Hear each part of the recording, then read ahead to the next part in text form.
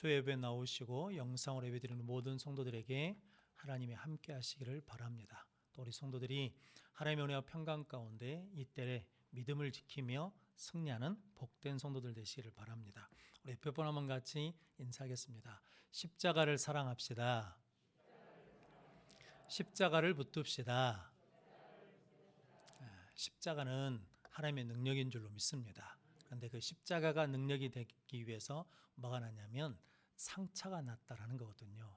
그 상처를 통해서 뭐가 나냐면 우리를 구원하시는 보혈의 피가 나온 것처럼 우리 인생에도 하나님이 상처를 내실 때가 있거든요. 그런데 상처가 상처로 끝나버린 것이 아니라 십자가의 은혜를 누리면, 십자가를 통해서 보면 그것이 도리어 우리에게 능력이 되고 우리에게 은혜가 되는 역사가 일어날 줄로 믿습니다. 그렇게 그리스도의 사랑을 깨닫고 십자가를 붙들고 나가는 복된 성도들 되시기를 바랍니다. 성경 암송하겠습니다. 사도행전 9장 31절 말씀 시작. 그리하여 온 유대와 갈릴리와 사마리아 교회가 평안하여 든든히 서가고 주를 경외함과 성령의 위로로 진행하여 수가 더 많아지니라. 아멘. 할렐루야. 이렇게 매주 수요일마다 하니까 이제 암송을 하시네요. 한 번 더 같이 읽어보겠습니다. 그리하여 온 유대와 갈릴리와 사마리아 교회가 평안하여 든든히 서가고 주를 경외함과 성령의 위로로 진행하여 수가 더 많아지니라. 아멘. 한번 옆에 분 한 번 더 같이 인사하겠습니다. 한결같은 믿음으로 인정받는 성도가 됩시다. 확신 있는 믿음으로 영향력 있는 성도가 됩시다. 그런 복된 성도들 되시기를 바랍니다. 그래서 바나바는 위로의 아들인데 성경에서 말하는 위로와 격려는 어떤 의미였냐면 하나님을 힘있게 의지하는 것이다. 그렇게 만들어주는 것이 위로하고 격려하는 것이다 라는 거죠. 그래서 요나단을 기억하셔야 됩니다. 요나단이 다윗을 찾아가서 하나님을 힘있게 의지하게 하였는데 우리 아버지의 손이 내게 미치지 못할 것이고 네가 왕이 되고 나는 그 다음이 될 것을 우리 아버지도 안다 라고 그러면서 무엇을 깨닫게 하냐면 하나님이 너를 왕으로 기름 부은 사실을 잊어버리면 안 된다. 그리고 하나님이 그것을 뭐 하실 거라는 겁니까? 이루실 것이기 때문에 우리 아버지가 너를 아무리 죽이려고 해도 하나님이 막으시기 때문에 너에게 미치지 못한다. 그러니까 두려워하지 말고 담대하라 라고 위로했거든요. 성도 여러분들도 그런 위로자가 되시기를 바랍니다. 그러기 위해서는 무엇을 가져야 된다는 겁니까? 확신 있는 믿음을 가져야 된다는 거거든요. 여러분들이 하나님에 대한 확신, 예수님에 대한 확신, 말씀에 대한 확신을 가지고 살아가는 능력 있는 성도들 되시기를 바랍니다. 오늘은 이사야서 54장 1절로 17절 말씀, 새 시대를 약속하시는 하나님, 다른 말로 하자면 소망을 주시는 하나님이라는 말씀으로 함께 은혜를 나누겠습니다. 먼저 주여 말씀하옵소서 같이 하겠습니다. 주여 말씀하옵소서 주의 종이 듣겠나이다. 아멘. 주의 음성이 들리는 복된 시간이 되시기를 바랍니다.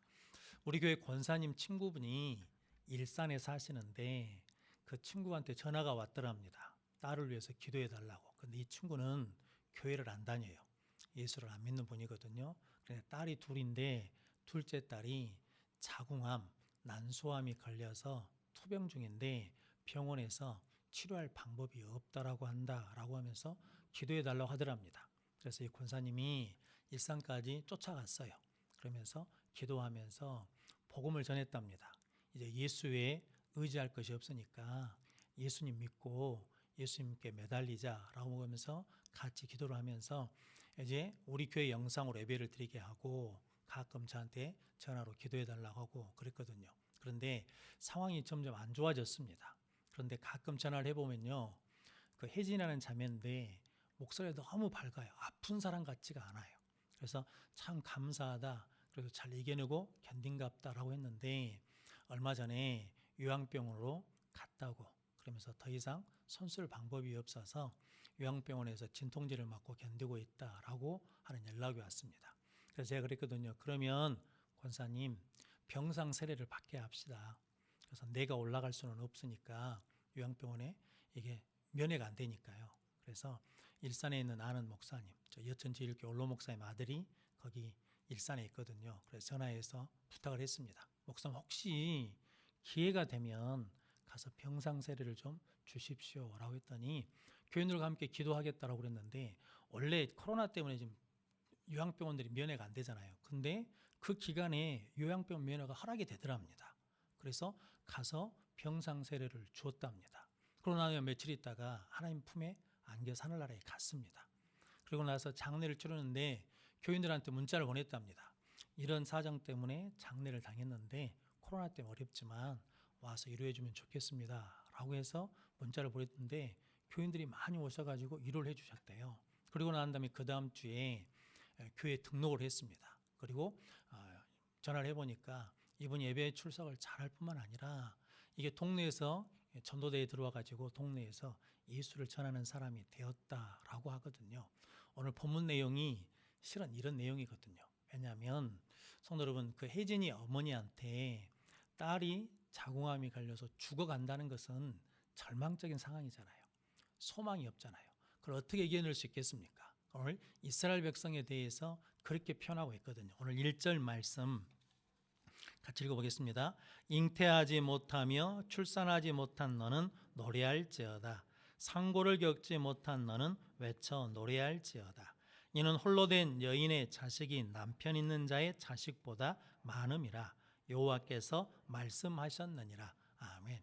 이스라엘의 지금 형편이 어떤 형편이냐면 잉태치 못하며 출산하지 못하는 여인들과 같고 상고를 겪지 못한 여인과 같은 형편이고, 그리고 4절 말씀 한번 같이 읽어보겠습니다. 두려워하지 말라. 내가 수치를 당하지 아니하리라. 놀라지 말라. 내가 부끄러움을 보지 아니하리라. 내가 내 젊었을 때의 수치를 잊게 했고 가부 때의 치욕을 다시 기억함이 없으리니. 즉 어떤 형편이냐면 젊었을 때도 뭘 당하고 수치를 당하고, 그리고 가부가 나이가 먹어서 가부가 돼서 뭐냐면 수치를 당하는 그런 상황이다라는 것이고, 11절 말씀 같이 읽어보겠습니다. 너는 공고하며 광풍에 요동하여 안위를 받지 못한 자여, 보라 내가 화려한 채석으로 네 돌 사이에 터하며 청옥으로 내 기초를 쌓으며. 아멘. 어떤 사람이냐면 너는 공고하며 광풍에 요동하여 안위를 받까, 세상의 풍파에 많이 시달리는데 무엇을 받지 못하냐면 위로를 받지 못한 자여라고 말하거든요. 그런데 오늘 이런 상황에 있는 이스라엘 백성들에게, 즉 이스라엘 백성들이 젊었을 때 수치를 당했다는 것은 애굽에서 430년 동안 종살이 한 것이고, 이제 과부가 돼서 수치를 당한다는 것은 바벨론 포로로 와서 70년 동안 수치를 당하는 것을 지금 말씀하거든요. 그래서 이스라엘 백성들이 이런 상황에 놓여 있는데 하나님께서 그 상황에 있는 이스라엘 백성들에게 뭘 주셨냐면 오늘 5번 말씀하거든요. 여호와께서 말씀하셨느니라. 여호와께서 말씀하셨느니라. 내 구속자가 말씀하셨느니라. 긍휼이 풍성하신 하나님이 말씀하셨느니라. 오늘 이 17절 마지막에도 여호와의 말씀이니라 라고 말씀하거든요. 성도 여러분, 아무리 절망 가운데 있어도 누가 찾아오시면, 하나님이 찾아오시면, 하나님이 말씀해 주시면 새 시대를 약속받을 수 있고 새로운 소망을 가질 수 있고 절망 가운데서도 이길 수 있는 은혜를 주신다라고 말씀하거든요. 그래서 오늘 1절 말씀 한번 더 같이 읽어보겠습니다. 잉태하지 못하며 출산하지 못한 너는 노래할지어다. 상고를 겪지 못한 너는 외쳐 노래할지어다. 이는 홀로 된 여인의 자식이 남편 있는 자의 자식보다 많음이라 여호와께서 말씀하셨느니라. 아멘. 이해가 되십니까? 성도 여러분, 홀로 된 여자의 자식이 남편 있는 자의 자식보다 많다는 거거든요. 성도 여러분, 실은 그게 수학적으로는 계산이 안 되는 말이잖아요. 그런데 하나님은 불가능도 어떻게 하시는 하나님이냐면 가능케 하시는 전능하신 하나님이시다라고 말씀하거든요. 그래서 너는 지금 내 형편에 바라보지 말고, 네 환경 때문에 낙심하지 말고, 네 어려운 문제 때문에 낙심하지 말고 누구에게 소망을 두냐면 하나님께 소망을 두라라고 말씀하거든요. 그래서 시편 42편 5절 말씀 같이 읽어보겠습니다. 내 영혼아 내가 어찌하여 낙심하며 어찌하여 내 속에서 불안해하는가. 너는 하나님께 소망을 두라. 그가 나타나 도우심으로 말미암아 내가 여전히 찬송하리로다. 아멘. 너는 누구에게 소망을 두라는 겁니까? 하나님께 소망을 두라라고 말씀하거든요. 이스라엘 백성들이 아이를 낳지 않거든요. 왜냐하면 바벨론 포로 70년 생활하는데 노예로 잡혀있기 때문에 얘를 낳으면 그 애도 뭐가 된다는 겁니까? 노예가 되는 거잖아요. 성도 여러분, 내가 얘를 낳으면 내 자식이 출세를 한다거나 아니면 잘 된다거나 어떤 위대한 사람이 될 수 있는 소망이 있다 그러면 자식을 낳을 수 있잖아요. 그런데 내가 자식을 낳았는데 내 자식이 뭐가 되는 거예요? 노예가 되는 거예요. 그러니까 마음이 아프잖아요. 그러니까 뭐냐면 자식을 낳지 않고 한다라는 거거든요. 그런데 하나님이 그 환경에서 그 상황 때문에 자식을 낳지 않는다라고 절망하지 말고 너희들을 회복하시고 다시 사용하시고 다시 회복시키시는 하나님을 바라보면서 아이를 낳으라는 거거든요. 그래서 홀로 된 여인이 남편 있는 자보의 자식보다 수가 많아지리라 라는 거죠. 또 환경 때문에 네가 그렇게 결정하지 말고 누구에게 소망을 두고 하나님께 소망을 두고 네가 살아가야 된다라고 말씀하거든요. 이스라엘 백성들 이스라엘 땅에 이게 다큐멘터리 영화가 하나 있거든요. 회복이라는 다큐멘터리 영화가 있습니다. 이게 이스라엘 땅에 예수 믿으면서 고통받는 사람들이 어떻게 살아가고 있는지를 우리 한국 사람이 가서 이스라엘 땅에서 이스라엘 전역을 돌면서 만들어 놓은 영화가 있거든요. 그 인터넷으로 한번 보면 이게 짤막짤막하게 나온 영상들이 있는데 은혜가 됩니다. 그 사람들을 뭐라고 부르냐면 메시아닉주라고 하거든요. 그러니까 예수를 위해서 죽기로 작정한 사람이다라는 거거든요. 왜냐하면 이스라엘 유대 땅에서 예수를 믿는다는 것은 죽는 거거든요. 그런데 1948년 이스라엘이 독립했을 때 그 땅 예수 믿는 사람이 조사하면 한 30명 정도 있었답니다. 그런데 1970년도에는 몇 명으로 늘었냐면 300명 가까이 늘었답니다. 그러니까 10배 가까이 는 거죠. 그러고 난 다음에 지금 현재 이스라엘 땅에 예수 믿는 사람이 몇 명이냐면 10,000명이 넘게 있다라고 하거든요. 그런데 이 10,000명이 이제 예배도 드리고 노방 전도도 합니다. 그런데 이 사람들을 유대인들이 그냥 놔두지 않아요. 가끔 어떤 일이 생기냐면 교회에서 폭탄이 터지기도 하고 예수 믿는 집에 뭐가 배달되냐면 선물꾸러미가 배달돼요. 근데 그걸 열어보면 그것이 폭탄으로 터져버리거든요. 그래서 처음에는 이게 테러리스트들이 보낸 줄 알았는데 나중에 경찰이 조사해서 보니까 누가 보낸 거냐면 전통 유대인들이 예수 믿는 것을 방해하기 위해서 보냈다라는 거거든요. 그런데 그들은 그런 일을 겪으면서도 뭐하냐면 예수를 믿는다라는 거거든요.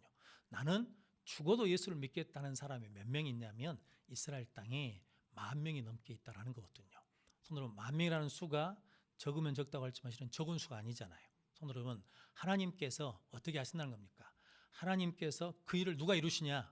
하나님이 이루신다라는 거거든요. 그러니까 지금 안 된다고 낙심하고 절망하지 말고 그 일을 이루시는 누구를 바라보며 하나님께 소망을 두며 하나님을 바라보라라고 말씀하거든요. 그래서 성도 여러분, 말씀을 받는 것이 참 복된 일입니다. 그래서 아브라함이 아버지가 뭐 하는 사람이었다는 겁니까? 우상 만드는 사람이었는데 그 아브라함을 하나님이 뭐 하셔서 불을 주셔서 말씀해 주셔서 뭘 삼아 주셨냐면 믿음의 조상을 삼아 주셨고, 그리고 모세가 살인자로 도망자로 미디안 광야에서 40년 동안 80세가 될 때까지 40년 동안 아무도 찾아오지 않는 버려진 인생이었거든요. 소망 없는 인생이었는데 누가 찾아오셔서 하나님이 찾아오셔서 뭘 주셨습니까? 말씀을 주셨잖아요.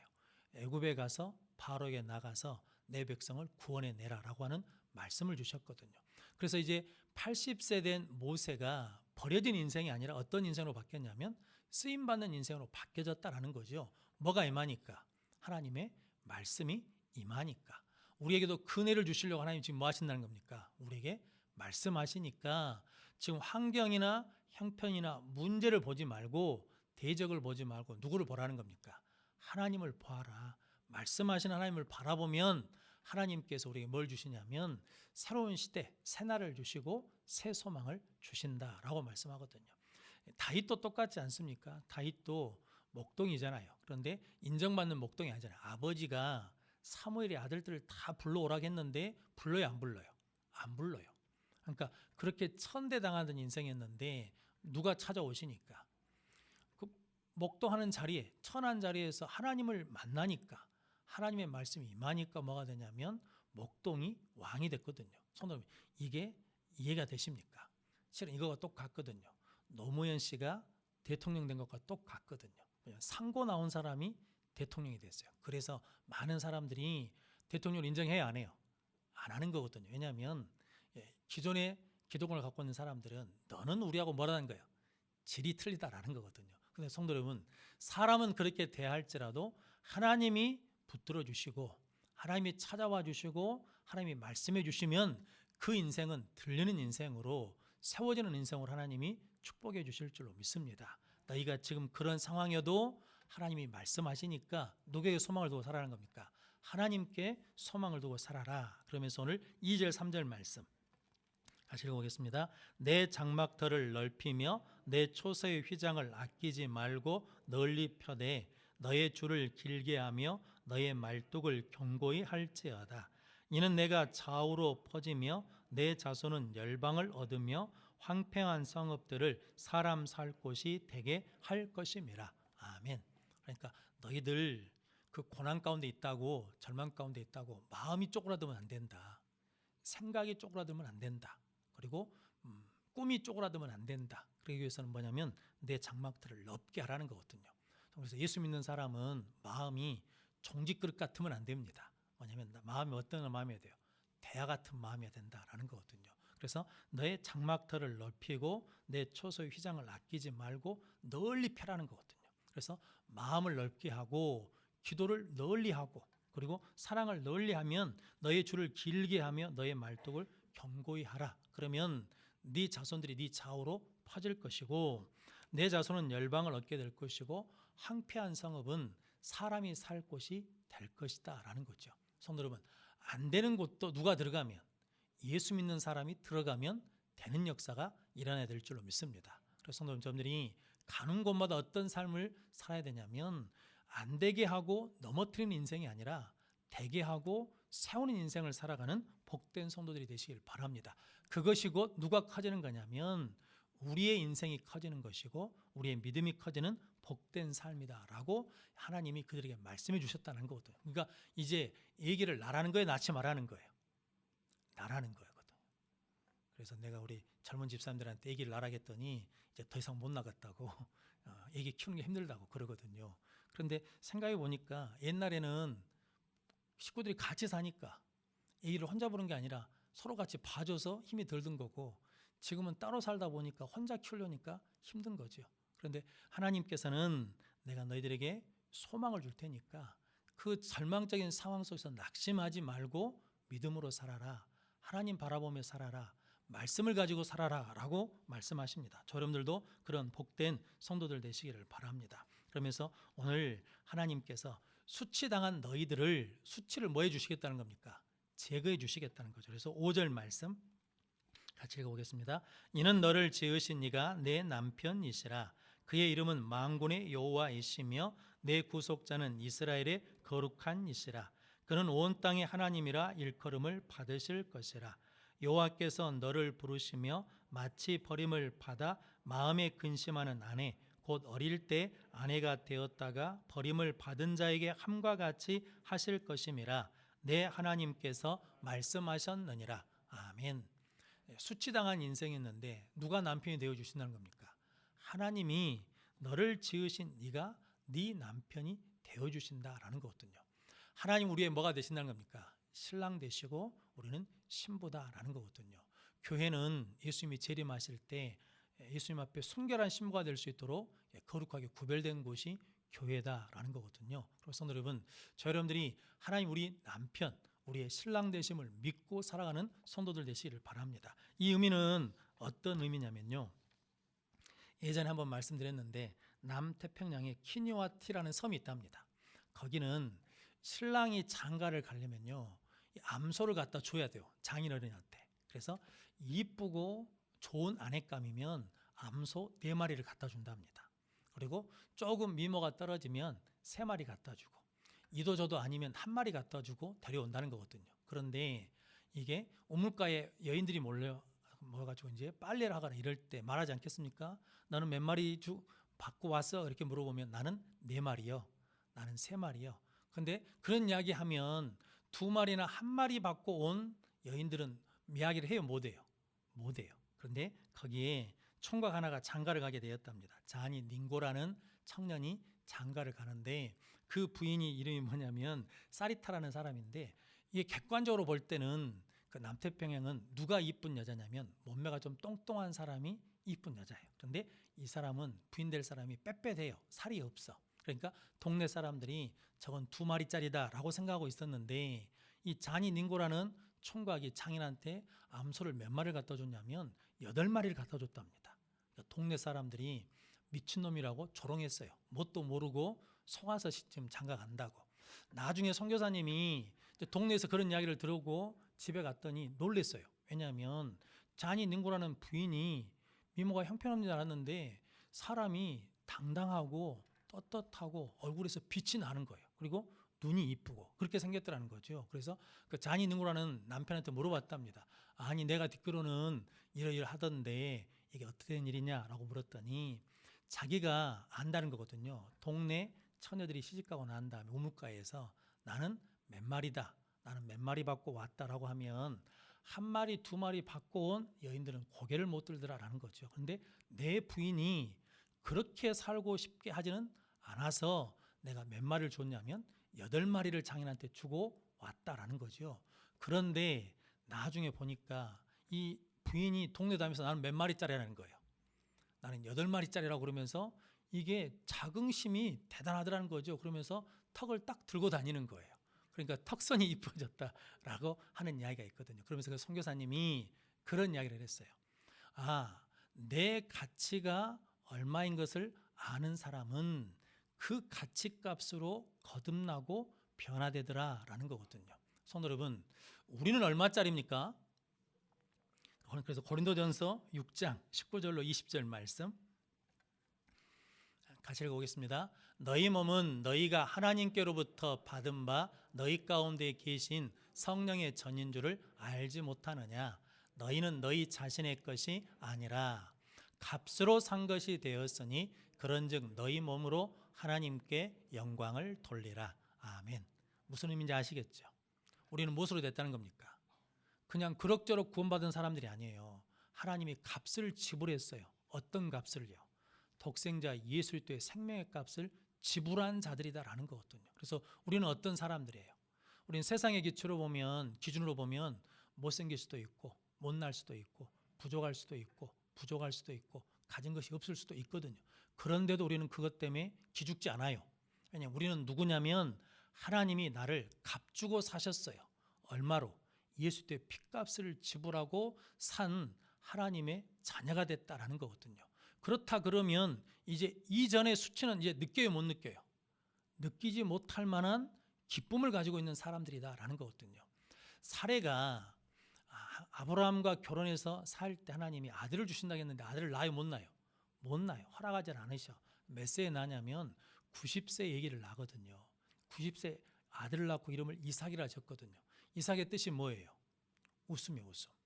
좀 성도 여러분, 지금도 그렇겠지만 옛날 고대사에서는 결혼을 해서 아이를 못 낳는다, 특히 아들을 못 낳는다 그러면 그 여인의 삶은 기구하거든요. 그런데 부끄럽고 수치스러운 거죠. 그런데 그 인생을 하나님께서 누구를 주심으로? 이삭을 주심으로 그 전에 수치는 뭐하고? 기억되지 않고 지금에 있는 기쁨을 누리게 해주신 것처럼 너희가 젊었을 때는 애굽 땅에서, 가부가 나이가 들어서는 바벨론에서 포로 생활하고 있지만 이 모든 수치를 하나님이 너희의 남편이 되어 주심으로, 너희를 구원해 주심으로, 바벨론에서 해방시켜 주심으로 그것을 다 뭐하게 해 주시겠다, 잊어버리게 해 주시겠다라고 말씀하거든요. 한나가 괴로웠잖아요. 분나 때문에. 무엇을 못 낳아서? 아들을 못 낳아서. 그런데 하나님이 누굴 주시니까? 사무엘을 주시니까 그 힘듦이 다 뭐해버려요? 지워져 버렸다라는 의미거든요. 하나님께서 그렇게 우리에게 은혜를 주시기 위해서 우리의 뭐가 되어주신다는 겁니까? 남편이 되어주시고 신랑이 되어주시고 아버지가 되어주신다라고 말씀하거든요. 그럼 성도 여러분, 여러분들은 구원받은 감격과 기쁨을 잃지 않는 복된 성도들 되시기를 바랍니다. 오늘 7절 8절 말씀 같이 읽어보겠습니다. 내가 잠시 너를 버렸으나 큰 긍휼로 너를 모을 것이요 내가 넘치는 진노로 내 얼굴을 내게서 잠시 가렸으나 영원한 자비로 너를 긍휼히 여기리라. 내 구속자 여호와께서 말씀하셨느니라. 아멘. 네 범죄 때문에, 네 불순종 때문에, 네 불신 때문에 내가 진노하고 내 얼굴을 가렸지만 이제는 내 은혜로, 하나님의 사랑으로, 하나님의 자비하심으로 너를 긍휼히 여기리라 라고 말씀해 주시거든. 우리 신약 용어로 하자 그러면 불쌍히 여겨주시겠다라는 거죠. 누가 말씀하셨냐면 내 구속자 여호와께서 말씀하셨느니라. 그러니까 너는 이제 뭐 한다는 겁니까? 이제 하나님의 자녀로 회복된다라고 말씀해 주시고 9절 10절도 같이 읽겠습니다. 이는 내게 노아의 홍수와 같도다. 내가 다시는 노아의 홍수로 땅 위에 범람하지 못하게 하리라. 맹세한 것 같이 내가 내게 노하지 아니하며 너를 책망하지 아니하기로 맹세하였노니 산들이 떠나며 언덕들은 옮겨질지라도 나의 자비는 내게서 떠나지 아니하며 나의 화평의 언약은 흔들리지 아니하리라. 너를 긍휼히 여기시는 여호와께서 말씀하셨느니라. 아멘. 노아 홍수 때 하나님이 다시는 물로 심판하지 않겠다라고 무슨 언약을 주셨냐면 무지개 언약을 주셨거든요. 그래서 지금은 비가 많이 와도 성도 여러분, 이게 홍수가 날까 봐 걱정은 되지만 홍수로 심판된다는 걱정은 있어요, 없어요? 없어요. 왜냐하면 누가 약속하셨기 때문에, 하나님이 약속하셨기 때문에. 그래서 오늘 10절 말씀에 산들이 떠나고 언덕이 옮겨질지라도, 그러니까 천지는 없어져도 하나님의 말씀은 없어지지 않는다. 하나님의 약속은 반드시 뭐 한다는 겁니까? 성취된다라고 말씀하고 있습니다. 그래서 하나님께서 이제 11절에서 17절까지 말씀은 이제 보라는 거거든요. 봐라. 하나님이 이렇게 기초를 세워주실 것이고 성벽을 세워주실 것이고 내 안에 모든 것들을 보석으로 삼아주셔서 복되게 해주실 것이다. 그것이 이루어지는 것을 네가 보리라 라고 말씀하거든요. 그래서 오늘 11절 말씀 같이 읽어보겠습니다. 너 공고하며 강풍에 요동하여 안위를 받지 못한 자여 보라 내가 화려한 채색으로 내 돌 사이에 더하며 청옥으로 내 기초를 쌓으며 13절입니다. 내 모든 자녀는 여호와의 교훈을 받을 것이니 내 자녀에게는 큰 평안이 있을 것이며 15절입니다. 보라 그들이 분쟁을 일으킬지라도 나로 말미암지 아니한 것이니 누구든지 너와 분쟁을 일으키는 자는 너로 말미암아 패망하리라. 아멘. 17절도 읽겠습니다. 너를 치려고 제조된 모든 연장이 쓸모가 없을 것이라. 일어나 너를 대적하여 송사하는 모든 혀는 내게 정죄를 당하리니 이는 여호와의 종들의 기업이요 이는 그들이 내게서 얻은 공인이라. 여호와의 말씀이니라. 아멘. 그러니까 하나님의 말씀하신 대로 다 뭐 된다는 겁니까? 이루어진다. 너희들이 볼 것이다. 그러니까 너희는 뭐 하면 된다는 겁니까? 순종하면 된다라는 거거든요. 이게 예전에 많이 들었을 이야기인데 순이라는 임금이 계셨는데 신하들한테 마대자루에다가 망태기 하나를 던져주면서 우물에 있는 물을 다 퍼라고 그랬답니다. 망태기에 물이 담기겠습니까? 안 담기겠습니까? 안 담기죠. 그러니까 뭐냐면 다 안 하더라는 거죠. 그런데 한 신하만 우물에 들어가지고 망태기로 물을 또 퍼더랍니다. 하루 종일 펐더니 물이 조금씩 줄어가지고 뭐가 보이냐면 우물바닥에서 황금이 보였대요. 그래가지고 그 황금을 임금이 상으로 줬다라는 거거든요. 누가 복을 받냐면 끝까지 순종하는 자가 복을 받는다라는 거거든요. 그래서 우리 한 번, 두 번은 순종해 보거든요. 그런데 그러다가 순종하다가 아무런 일이 없으면 안 되면 어떻게 해요? 안 해버리거든요. 그러면 그걸로 끝나는 거죠. 그런데 하나님의 말씀을 신뢰하고 끝까지 순종하면 뭐하냐면 하나님께서 약속하신 것이 성취되게 해주신다라고 말씀합니다. 누가복음 5장 5절 6절 말씀 잘 아시는 말씀입니다. 같이 읽어보겠습니다. 시몬이 대답하여 이르되 선생님 우리들이 밤이 새도록 수고하였으되 잡은 것이 없지만은 말씀에 의지하여 내가 그물을 내리이다 하고 그렇게 하니 고기를 잡은 것이 심히 많아 그물이 찢어지는지라. 아멘. 중요한 것은 이거죠. 그렇게 하니. 그러니까 날이 새도록 수고해서 잡은 것이 없는데 무엇에 의지해서? 말씀에 의지해서 그물을 내리다라고 말은 할 수 있어요. 그런데 중요한 것은 6절 말씀에 그렇게 하니 순종하니 그물이 찢어지게 고기를 잡았다라고 말씀하거든요. 그래서 오늘 하나님께서 이스라엘 백성들에게 말씀하시는 것은 너희들이 어렵고 힘든 상황에 있지만 내가 준 말씀을 붙들고 그것을 믿으며 살아가면 수치를 당하지 않을 것이고 하나님께서 긍휼을 베풀어 주셔서 반드시 그것이 약속이 성취되는 그날을 보리라. 그러니까 뭐라는 겁니까? 말씀에 순종하라 라고 말씀합니다. 우리 마지막으로 시편 81편 10절로 13절 말씀 같이 읽어보겠습니다. 나는 너를 애굽 땅에서 인도하여 낸 여호와 내 하나님이니 내 입을 크게 열라 내가 채우리라 하였으나 내 백성이 내 소리를 듣지 아니하며 이스라엘이 나를 원하지 아니하였도다. 그러므로 내가 그의 마음을 완악한 대로 버려두어 그의 임의대로 행하게 하였도다. 내 백성아 내 말을 들으라. 이스라엘아 내 도를 따르라. 아멘. 내 입을 크게 열라. 그러면 내가 채우리라 하였으나 내 백성이 들어요 안 들어요? 안 들어요. 그래서 하나님이 그 임의대로 하게 버려뒀다라는 거거든요. 그러면서 마지막으로 하시는 말씀이 내 백성아 내 말을 들으라. 내 도를 행하라. 그러면 내가 너희들이 입을 벌린 만큼 그대로 뭐 해주시겠다는 거예요. 채워주시겠다라는 거거든요. 하나님 이렇게 우리에게 복 주시기를 원하십니다. 성도 여러분들이 그 하나님의 말씀을 믿고 순종함으로 말미암아 하나님의 역사를 새롭게 보는 소망의 사람이 되시기를 주님의 이름으로 축원합니다. 기도하겠습니다. 거룩하신 아버지 하나님, 우리의 삶의 자리가 지금의 시대가 우리의 환경이 비록 힘들고 어려운 때지만 이때에도 하나님은 우리와 함께 하시고 말씀해 주신 줄로 믿습니다. 말씀하시는 하나님을 통하여 소망을 갖게 하시고 우리의 장막터를 넓히게 하시고 우리의 입을 넓게 열어서 순종함으로 말미암아 그 약속이 그 소망이 성취되는 복을 누리는 승리하는 우리 모든 성도들 되게 하여 주옵소서. 예수님의 이름으로 기도하옵나이다. 아멘. 우리 찬양